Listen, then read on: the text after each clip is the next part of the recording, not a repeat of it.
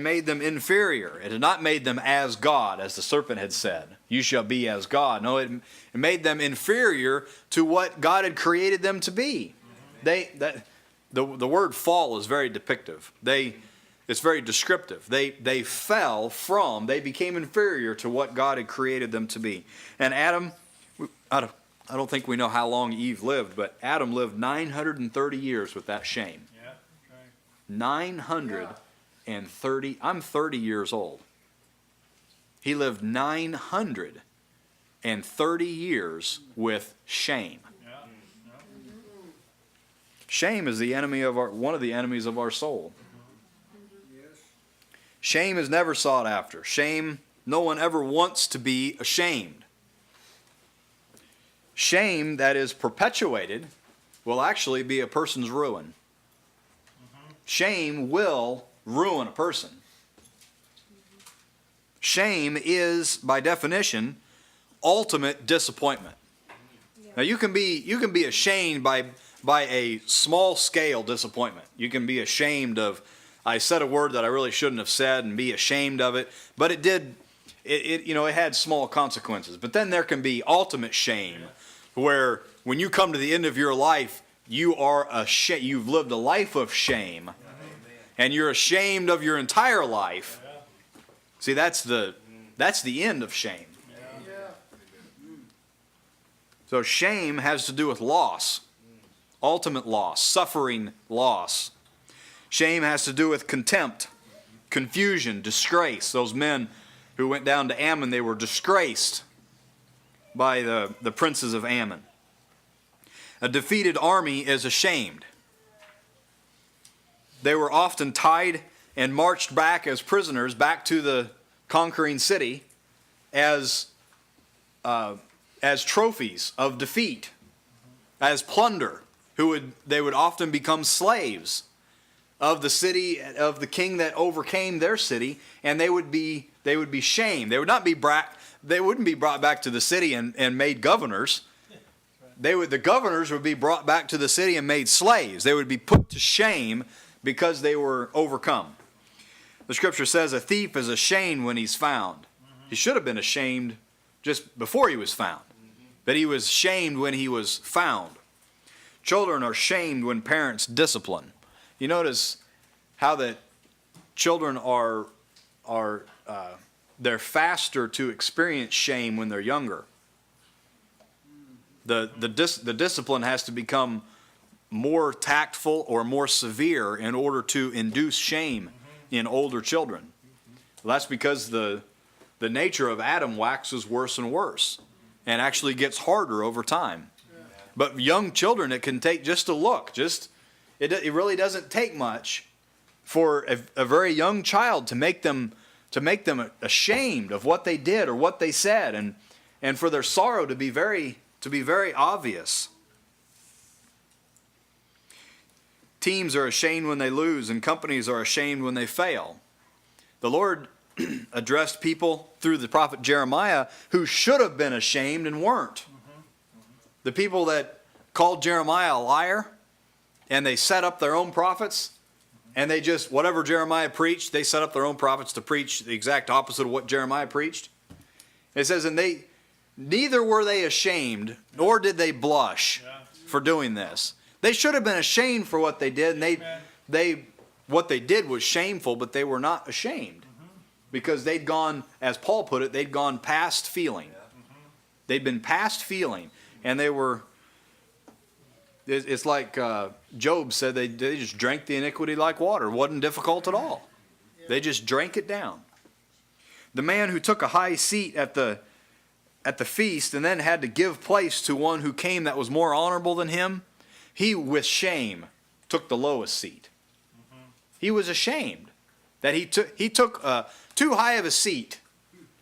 And the goodman came and says, friend, give place to this one who has more honor than you. And with shame, he went and took the lowest seat. He did that because pride makes shame. The steward that Jesus talked about, who was not faithful in his master's house and was relieved of his post, he said, to beg I am ashamed. And so he made some deals under the table before he left his office, so that the people that he managed, that they would take him into his house, because covetousness makes ashamed. Ezra prayed to the Lord, and he said, I am ashamed to lift up my face to God, because the iniquities of our people have gone over our heads. He was ashamed. David was ashamed when Joab gave the number of the army. And Joab even told him, we shouldn't do this. David demanded the number of the army. So David numbered the army of Israel. He reported it to David, and as soon as David heard the number of the army, he was ashamed. It says his heart smote him. Because David knew that the Lord can save with many or with few, but David still required the number of the army. It didn't change anything, did it?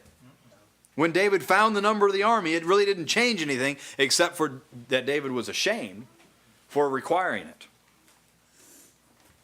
Hope maketh not ashamed. Yes. Amen. Hope removes the causes of shame.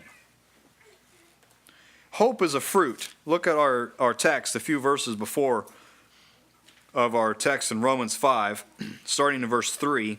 But not only so, but we glory in tribulations also, knowing that tribulation worketh patience, and patience worketh experience, and experience worketh hope.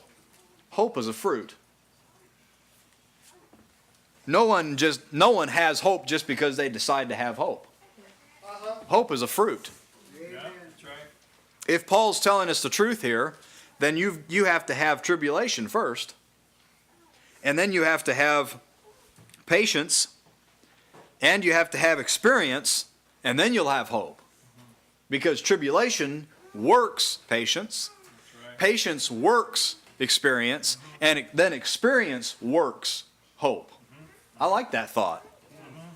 We talk about, and now a picture that I draw, we wouldn't call it a work, but a picture that some people draw, they call a work of art, because of what was invested in that picture, whether it be a painting or a drawing or pottery or whatever the art form might take, that we call it a work of art because of the investment it took to produce it, right? So hope is actually work. It's a work of God.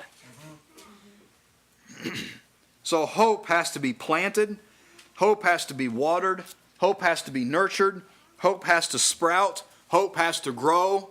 It's a work of the soil. It's a work of the rain. It's a work of the sunshine before you get hope. Now I want to look at these individually.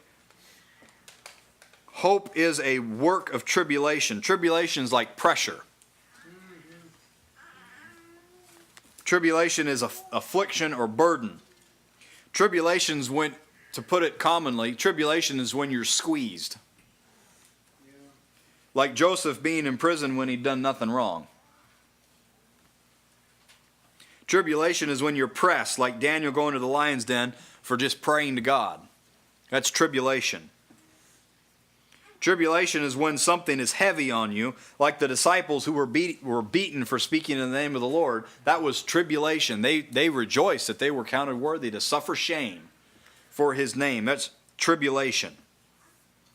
Well, tribulation worketh patience. Patience is constancy or endurance. Patience is much more than just being able to shut your mouth and not say anything. Patience is much more than that. It's forbearing, long-suffering. It's being unmovable when you're being squeezed. It's not moving when the tribulation is on you. That's patience. So patience is when Joseph is faithful in prison, the same as he was faithful in Potiphar's house. That's patience. Patience is when Daniel prays in the lion's den, the same as he prayed in his house. You see Daniel in the king's court praying, see Daniel in his own quarters praying, see Daniel in the lion's quarters, and he was praying. That's patience. Didn't matter really what was going on around him, he was still a praying man. That's the picture perfect of patience. Patience is when the disciples speak Jesus' name after they were beaten and sent out of Jerusalem.